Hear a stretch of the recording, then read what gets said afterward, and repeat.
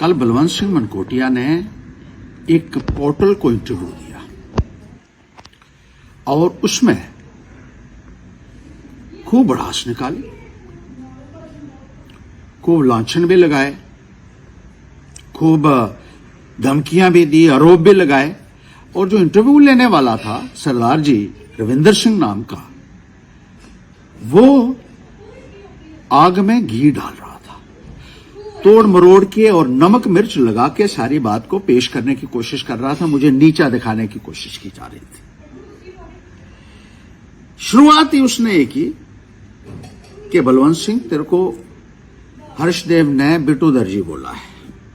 तो सबसे पहले तो मैं तुम्हें यह बता दूं कि उस इंटरव्यू में मैंने किसी का नाम नहीं लिया है। मैंने ये कहा कि बीजेपी का एक आदमी है जो मेरे खिलाफ साजिशें कर रहा है, लोगों को भड़का रहा है, गलत प्रोपोगंडा कर रहा है, और उस बिट्टू दर्जी को मैं बख्शूंगा नहीं। अब दिल में चोर था, पता था कि साजिश कौन कर रहा है, एक अपराध बोध था, एक गिल्ट था। मैंने कहा मैं ही हूं वो। मैंने नाम नहीं लिया था, गिल्ट बाहर आ गया और उसने कह दिया, मुझको बिट्टू दर्जी बोल दिया। अब मैं तुमसे एक बात पूछना चाहता हूं मेरे भाई, कि तुम्हारा घर का नाम क्या है? किस नाम से घर वाले तुझे पुकारते हैं? पहले ये तो बता। अगर तूने तस्लीम कर ही लिया है, मैंने बोला नहीं है, तो किस नाम से पुकारते हैं? और तेरा पेशा क्या था एमएलए बनने से पहले? क्या तुझे अपने पेशे के ऊपर शर्म आती है? अगर अपने पेशे के ऊपर जिसको शर्म आती हो, इससे संकीर्ण सोच वाला इंसान हो ही नहीं सकता। मैं मिनिस्टर भी रहा, उससे पहले एमएलए रहा, फिर वकील भी रहा, उससे पहले मैं टीचर भी रहा। मैंने 1 साल स्कूल में भी पढ़ाया, आज भी ट्यूशनें पढ़ाई। बच्चे मेरे पास आते हैं, कहते हैं हमने आपसे पढ़ा हुआ है, मुझे फख्र होता है। मैं उनको ये नहीं कहता कि मुझे टीचर क्यों बोल दिया, मैं तो मिनिस्टर हूं। मैं नहीं कहता, मुझे फख्र होता है, क्योंकि जो प्रोफेशन में मैं रहा हूं, मैं उसकी इज्जत करता हूं, उसका मान करता हूं। मैंने गाय भैंसें भी चराई। जब मैं स्कूल में पढ़ता था, सैनिक स्कूल में, तो वहां से जब मैं घर में जाता था, तो घर में हमारे 30-40 गायें भैंसें थी रखी हुई घर वालों ने। मैंने वो भी चराई है। मुझे कोई शर्म नहीं आती। जो काम मैंने किया, जो पेशा जिससे मैं जुड़ा रहा, मुझे उसके ऊपर गर्व है। लेकिन बड़े शर्म की बात है कि तुम्हें अपने पेशे से नफरत है। और मेरे भाई, मैं तुम्हें बता दूं कि सियासतदान से कई गुना अच्छा है दर्जी का रुतबा। सियासतदान आज लोगों के कपड़े उतार रहे हैं और दर्जी हमारे तन को ढकते हैं। दर्जी मेहनत से काम करते हैं। और पॉलिटिशियंस जो हैं, जिसका तुझे बड़ा शौक है कि मुझको सियासतदान कहो, आज पॉलिटिशियंस जो है ना, एक टेलीफोन के ऐसे भ्रष्ट पॉलिटिशियंस भी हैं जो एक टेलीफोन करने का भी, सिफारिश करने का भी 50-50 हजार रुपया ले जाते हैं। बेहतर कौन है? और सबसे बड़ी बात यह है कि अपने पेशे के प्रति आपको अपने पेशे से नफरत होगी। इससे ज्यादा संकीर्ण सोच मैं समझता हूं कि किसी की नहीं हो सकती। तुम ये कहते हो कि हर्षदेव ने मेरे खिलाफ प्रोपेगेंडा किया है। मैंने कभी नहीं किया। मैंने कोई प्रोपेगेंडा मेरे भाई तेरे खिलाफ नहीं किया। तुझे कहां से कहां पहुंचाया मैंने। अकेला मैं एमएलए बना, तू भी उस वक्त लड़ा 96 में, मैं भी लड़ा, मैं जीत गया। तुझे 400 या 450, आगे पीछे भी भाई हो सकते हैं थोड़े बहुत, 10-20 नहीं तो इसके ऊपर ही बवाल खड़ा कर देगा कि मेरे को 450 वोट बोल दिया। जितने भी मिले इतने ही, लगभग इतने थे। मैं तेरी एक कॉन्स्टिट्यूंसी में गया, तुझे बनाया, और जहां से तुझे लिया उस जगह को तू भूल गया। मैंने कभी नहीं कहा, मैंने कोई लांछन नहीं लगाया। एक बार हां जरूर, हम कश्मीर में गए थे, जब तूने ये तहिया किया था, यहां ऐलान किया था कि इन सबको हराएगा और तब तक अन्न ग्रहण नहीं करेगा जब तक बीजेपी की सरकार नहीं आ जाती है। और कश्मीर में जब हमारे 12 लोग वहां बैठे थे उसी जगह, उसी रेस्टोरेंट में जहां तू बैठा हुआ था, तो 6 अंडे आमलेट का ऑर्डर क्या तूने नहीं दिया था? 12 लोग बैठे हुए देख रहे थे। तो ये मैंने कह दिया था कि मांस मच्छी खा लेता है, अन्न शायद त्याग दिया हो, तो इसमें झूठ क्या है भाई? इसमें तो कोई झूठ नहीं है। इल्जाम तो मैंने नहीं लगाया। अब तूने लगाए हैं कुछ एक इल्जामात, आज उसका जवाब देना तो बनता है। सबसे पहले तुमने ये कहा कि हर्षदेव ने 5 लाख रुपया कर्जा लिया असेंबली से और वो पैसा पता नहीं कहां खुर्द पुर्द कर दिया। तो मेरे भाई, मेरे पिताजी ने जो मकान बनाया था वही जगह थी जो उन्होंने ली थी, उसी जगह के ऊपर हमने वो 5 लाख रुपया और लगा दिया, उसमें एडिशंस की। तुझे क्यों परेशानी इतनी हो रही है? और 5 लाख रुपया तो मैं ये बता दूं कि 5 लाख रुपया मैंने सूद समेत असेंबली को वापस किया है, और शायद मैं ही वो एमएलए हूंगा अभी तक जिसने वो लोन का पूरा पैसा सूद के साथ असेंबली को वापस किया है। पूरी बात जो है वो सुन लिया करो। बीजेपी वाले जो पाठ पढ़ा के भेजते हैं वो सीधा आके मीडिया के सामने बोलने से कभी कभी बहुत नुकसान भी हो सकता है। अब दूसरी बात, एक बहुत बड़ा इल्जाम तुमने लगाया है जिसके ऊपर शायद कभी समझौता भी नहीं हो पाएगा। तुमने ये कहा कि हर्षदेव ने एक ट्रस्ट बनाई, उस ट्रस्ट में 30 लाख रुपया डाला, फिर 20 लाख रुपया डाला, फिर 50 लाख रुपया डाला और 1 करोड़ रुपया उस ट्रस्ट में डाला। फिर उस ट्रस्ट के नाम पर इसने बीएड कॉलेज अपने लिए खोल लिया। बहुत संगीन इल्जाम है भाई मेरे भाई, जवाब तो बनता है। और इसलिए भी खास तौर पर मैं आया हूं कि तुम तक ये बात पहुंचा दूं। ना तो मेरा कोई ट्रस्ट है, ना मैंने किसी ट्रस्ट में कोई पैसा, 30-20 लाख की बात कर रहे हैं, मैंने तो 30 रुपए भी किसी ट्रस्ट में नहीं डाले हैं। और जब मैं बात करता हूं कि मैंने नहीं डाले हैं, इसका मतलब है मेरे परिवार के किसी भी मेंबर ने कोई भी पैसा किसी भी ट्रस्ट में नहीं डाला है, और ना ही मैंने कोई बीएड कॉलेज खोला है। बीएड कॉलेज तो छोड़ो भाई, मैंने तो कोई प्राइवेट प्राइमरी स्कूल भी नहीं बनाया। तुमने भारतीय जनता पार्टी के कहने के ऊपर एक बहुत बड़ा इल्जाम लगाया है। मेरी सफेद कमीज के ऊपर अगर कोई छींटाकशी करने की कोशिश करोगे तो जवाब तुम्हें देना पड़ेगा, और इसका अंजाम क्या हो सकता है शायद तुमने सोचा नहीं होगा। मनी लॉन्ड्रिंग कहता है, मनी लॉन्ड्रिंग जो बीजेपी के दफ्तर से सुन के आगे, मतलब पता नहीं होगा इसको, कहता है मनी लॉन्ड्रिंग। तो मेरे भाई, अब तुझे साबित करना पड़ेगा कि मेरा ट्रस्ट कहां है और पैसे कहां डाले हैं मैंने। मैं एक पढ़ा लिखा आदमी हूं। तुम्हारी सोच जो है ना, तुम सोचते हैं जैसे खुद हो वैसे ही शायद ये भी होंगे, इन्होंने जरूर खोला होगा। मैं एक ईमानदार आदमी भी हूं और पढ़ा लिखा भी हूं। किसी ट्रस्ट में 30 लाख या 30,000 भी नहीं डालता मैं, 30 रुपए भी नहीं मैंने कहीं डाले हैं, और ना ही कहीं कॉलेज खोला है। इसका जवाब तुम्हें देना पड़ेगा। रिटर्न में माफी और अपोलोजाइज करना पड़ेगा पूरी जनता के सामने कि मैंने एक गलत इल्जाम लगाया। मैं तुम्हें माफ भी कर देता अगर तुम बीजेपी में नहीं गए होते। अब बीजेपी में गए हो, और बीजेपी के इशारे के ऊपर नाचने वाला जो है उसको तो मैं बख्शूंगा नहीं। और तुमने जो इल्जाम लगाया है ये एक बहुत ही संगीन इल्जाम है। अब भुगतने के लिए तैयार हो जाओ। अगर तो बीजेपी में नहीं गया होता शायद मैं तुझे माफी कर देता। इसका जवाब तो मेरे भाई तुझे देना पड़ेगा। अब आगे आ जाओ। मनी लॉन्ड्रिंग की बात करते हो ना, मनी लॉन्ड्रिंग तुमने सुना है, उसका मतलब नहीं पता, जैसे मैंने कहा। अब मैं तुम्हें बताता हूं मनी लॉन्ड्रिंग क्या होती है।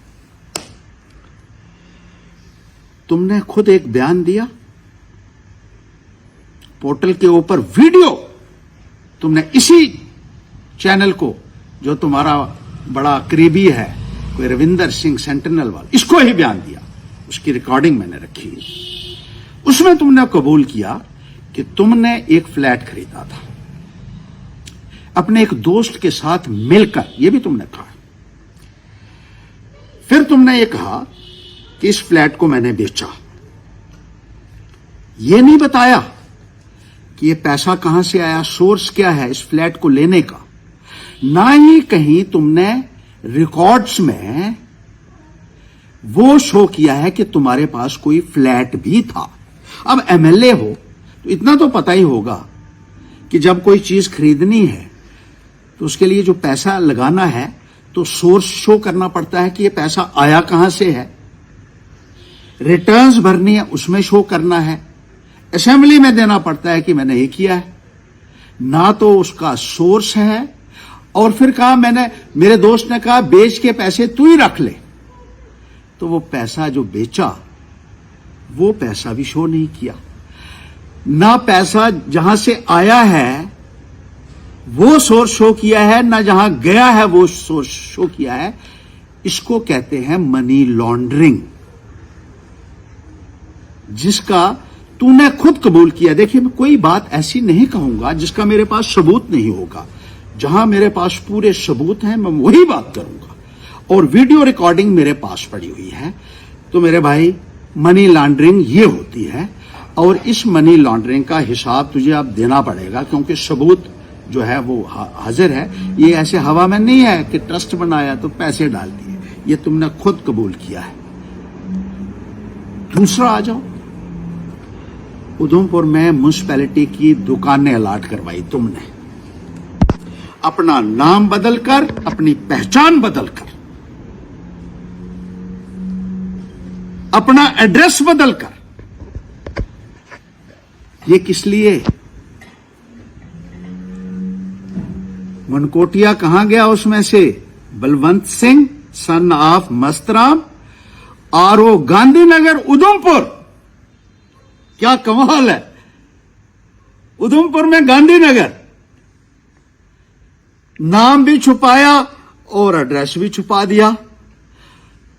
लोग कहते हैं जनाब ये देखो ये कौन है, बलवंत सिंह, गांधीनगर उधमपुर में रहता है, बाप का नाम ठीक लिखा था मस्तराम। जब सारा रिकॉर्ड निकलवाया तो पता चला महाशय यही है। 50-50 लाख रुपए की दुकानें अलाट कराई कोड़ियों के धाम पे, एड्रेस छुपा के, पहचान छुपा के। अगर तुम सच्चे हो तो पहचान क्यों छुपाई तुमने? अगर इसमें हेरा फेरी नहीं हुई है तो फिर अपना नाम और एड्रेस गलत क्यों दिया है? और दुकानें कुछ अपने नाम पे और कुछ जो दाएं और बाएं हैं उनके नाम पर। उधमपुर में और कोई लोग नहीं रहे क्या? क्या इसकी इंक्वायरी नहीं होनी चाहिए? यह भी ऑथेंटिक रिपोर्ट है, ये रिकॉर्ड है, म्युनिसिपैलिटी के दफ्तर से ही हमने निकलवाया हुआ है। मैं हवा में कोई बात नहीं करूंगा। अब आगे आ जाइए, उधमपुर कस्बे के बीच में प्राइम लैंड ली आदर्श नगर में, करोड़ों रुपए की जगह। एक इलेक्शन से पहले जो आदमी एक छोटी सी दुकान पे काम करता हो और फिर करोड़ों की जगह आ जाए, कहां से आई? जब शोर पड़ा कहा नहीं मैंने 70 लाख रुपया उससे लिया, इतना 80 लाख उससे लिया। बड़ी ये कौन से दयावान लोग हैं जो 70 लाख तुम्हें दे रहे हैं मेरे भाई। अगर किसी से पैसा भी कोई लेता है, अनसिक्योर्ड लोन लेता है, माना जा सकता है 10 लाख 15 लाख, चले मान लिया। इतना पैसा तुझे किसने दिया कि शहर के अंदर प्राइम लैंड तुमने खरीद दी और ग्रीन जोन के ऊपर कंस्ट्रक्शन की? किसी को परमिसिबल जो नहीं है। कितने केस रजिस्टर होते हैं आज। जब आज एनवायरमेंटल लॉज की दुहाई दी जाती है, ग्रीन ट्रिब्यूनल की दुहाई दी जाती है, गांव के अंदर लोग अपना रास्ता नहीं बना सकते हैं। इतना सख्त कानून है एनवायरनमेंटल का, फॉरेस्ट का और ग्रीन ट्रिब्यूनल की इतनी जबरदस्त जो है हिदायतें कि एक अपराध है, दंडनीय अपराध है। अभी कल मुझे लोकालिटी से फोन कर रहे थे कि जंगल में सड़क बनी हुई है 15 साल पहले की, फॉरेस्ट वाले वहां से नहीं निकलने दे रहे हैं। कहते हैं आप गाड़ी लेकर नहीं जा सकते, परमिशन लाइए। पहले मशीन लेकर जा रहे थे अपने जगह के ऊपर सड़क बनाने के लिए, फॉरेस्ट वालों ने परमिशन कहा आप नहीं ले जा सकते हैं मशीन। और यहां इसको कहते हैं पद और पोजीशन का गलत इस्तेमाल करना। और कंस्ट्रक्शन हो गई ग्रीन जोन के अंदर, क्या जवाब नहीं देना है? आगे आ जाइए। उधमपुर तहसील में 16 कनाल जगह दबाई जाती है, गैर कानूनी कब्जा किया जाता है और फिर 100 रुपया देकर उसको अपने नाम पे। ये जगह हुई है बलवंत सिंह के भाई के नाम पर, लेकिन मैं बलवंत सिंह का नाम ले रहा हूं, मुझे भाई से नहीं है। मैं उसका नाम क्यों ले रहा हूं यह भी मुझे बताना है, क्योंकि हाई कोर्ट ने कहा कि अगर किसी भी सियासतदान के भाई बहन ने रोशनी के तहत जगह ली है तो उसके भाई बहन का नाम नहीं आएगा। ये division bench of the high court is issued this order that the politician will be made liable for that, he will have to reply. ये डिवीजन बैंक का ऑर्डर है और डिवीजन बेंच ने यह भी कहा कि उस एमएलए का नाम पब्लिश किया जाएगा अखबारों के अंदर और कार्रवाई भाई बहन के खिलाफ नहीं, उस पॉलिटिशियन के खिलाफ होगी, क्योंकि सियासतदानों ने मिलकर लूट का एक साधन बनाया था सरकारी जमीनें हड़पने के लिए, अपने नाम को छुपाने के लिए। एक एक अफसर के दरवाजे पे जाकर माथा टेका। और उधमपुर के एक एमएलए हैं, बड़े संजीदा आदमी हैं, उनके पिताजी भी एमएलए रहे हैं, उनके खिलाफ प्रोटेस्ट करता है कि इस एमएलए ने रोशनी की जगह दबाई है। कुछ लोग उस वक्त भी मेरे साथ मिले, उस टाइम पे भी मैंने कहा कुछ शर्म करो। किस आदमी के ऊपर आप किस अपना गुनाह छुपाने के लिए, आप ध्यान भटकाने के लिए किसी और एमएलए का उसने की है, उसका पता नहीं कि की थी नहीं थी, लेकिन तुम्हारा रिकॉर्ड मेरे पास है कि तहसील उधमपुर के अंदर ये जगह तुमने रोशनी के तहत हड़प की। जो स्कीम गरीबों के लिए थी, गरीबों की गर्दोरियां कट गई, जमीनें छिन गई, लेकिन तुम जो सफेद कुर्ता पजामा डालकर आते हो और लूटते हो, इसका जवाब तुमको देना होगा। नशाखोरी के ऊपर बड़े प्रोग्राम करते हो, पहले घर से तो बंद करो नशा। समरोली में खूब नशा बेचा जा रहा है, किसका है वो होटल बताइए? लोगों को बेवकूफ बनाने के लिए, गुमराह करने के लिए, नशा विरोधी अभियान चलाने के लिए रोजाना चले हो कि किसी न किसी तरीके के बहाने से आपकी सियासत चमक जाए। Charity begins at home mister Balwant. अब मैं तुम्हारा बलवंत सिंह मनकोटिया कह रहा हूं तुमको। Charity begins at home. शुरुआत अपने घर से करो, वहां नशा मुक्त कराओ पहले। एफआईआर कहता है 3 लगी, तुम्हारे खिलाफ 6 एफआईआर हैं, 1991 से लगी हुई है। कहता है 4 साल से हर्षदेव की वो कोई इंक्वायरी नहीं हो रही है, इसके खिलाफ 4 साल पहले एफआईआर लगी थी। मेरे भाई तेरे खिलाफ 32 साल पहले लगी है। तो कहता है ना मैं वहां जाऊंगा उस ऑफिस में, फलाने पुलिस वाले के पास जा और उसको बताना कि 1991 से तेरे खिलाफ एफआईआर लगी हुई हैं। 6 एफआईआर हैं जो मैंने निकाली हुई हैं पुलिस स्टेशन से, ऑथेंटिक रिपोर्ट है। एक जम्मू में अलग केस चल रहा था। तो पहले 32 साल पहले को सजा होनी चाहिए, सुप्रीम कोर्ट ने भी कहा है। कि जो बड़े पुराने केस हैं उनको फौरन निपटाइए, तो ये जरूर कह देना, अपनी बात सुना देना वहां कि तेरे खिलाफ 32 साल पुराने लंबित मामले पड़े हुए हैं जिसका फैसला होना चाहिए। अब कहता है सीबीआई की बात आ गई कि सीबीआई ने जो इंक्वायरी इसके खिलाफ शुरू किया था हर्षदेव ने शुरू करवाई है। वाह, थोड़ा सा सीख भी लिया कर। सीबीआई की इंक्वायरी कौन करा सकता है आज तक तुझे पता नहीं लगा? यह हर्षदेव कराएगा इंक्वायरी? सीबीआई की इंक्वायरी हाई कोर्ट या सुप्रीम कोर्ट के आदेश पर हो सकती है या प्राइम मिनिस्टर्स ऑफिस इनिशिएट कर सकता है, और हाई कोर्ट भी सिफारिश कर सकता है सिर्फ। सीबीआई जो है डिपार्टमेंट ऑफ पर्सोनल होता है यूनियन गवर्नमेंट में, जो प्राइम मिनिस्टर के पास है, तो प्राइम मिनिस्टर होता है या उसका एमओएस होता है, ये इस डिपार्टमेंट के इंचार्ज। कोई यूनियन मिनिस्टर भी सीबीआई की इंक्वायरी किसी के खिलाफ शुरू नहीं करवा सकता है। और तू कहता है हर्षदेव ने मेरे खिलाफ सीबीआई बिठा दी। कुछ तो सीखो मेरे भाई, तभी तो कहता था मुझे, तभी तुम्हें इस्तेमाल करते हैं भारतीय जनता पार्टी वाले। इनसे बचो, इनसे बचो मेरे भाई, ये बर्बाद कर देते हैं आदमी को। ये जोड़ने वाली पार्टी नहीं है, ये तकसीम करने वाली पार्टी है, ये तोड़ने वाली पार्टी है, ये भाई और भाई को लड़ाने वाली पार्टी, ये नफरत फैलाने वाली पार्टी, ये घर में भीषण तैयार करने वाली पार्टी, ये इस्तेमाल करने वाली पार्टी। हमें इस्तेमाल करेंगे और फिर होता है ना जो यूज मी टिश्यू पेपर की तरह उसमें फेंक देंगे। आज भी सुधर जाओ, ये तुम्हारे अपने नहीं है। बीजेपी हमारे घर में सेंध लगा रही है क्योंकि उनको पता है कि यही लोग हैं जो मुकाबला कर सकते हैं और हमें टक्कर दे सकते हैं।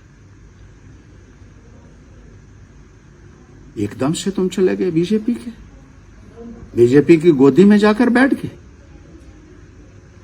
कुछ हासिल नहीं होगा, ये बड़े खचरे नहीं, खचरे और निके बनाउड़िया, खचरे होंदा चलाक। ये बड़े चलाक लोग नहीं, इस्तेमाल करा दे तुकी, इस्तेमाल करा दे। सुधरिया अज भी आईया, मैं तुकी माफ करने वास्ते तैयार हूं। ठीक चलो ते भाई, अगर नहीं भी जागा सारे घरे बड़े तोड़ी ले, और भी उन्हें सेंध लाई दी हूं। साढ़े परिवार च कोशिश करा दे, परिवार दे बड़े लोग तोड़ी उड़े, लेकिन जिसला कोई भी ना रहोगा, हर्षदेव कल्ला लड़ेगा। मैं उस खानदान से हूं जिसके बुजुर्गों को रामनगर के किला में जिंदा चुना गया है।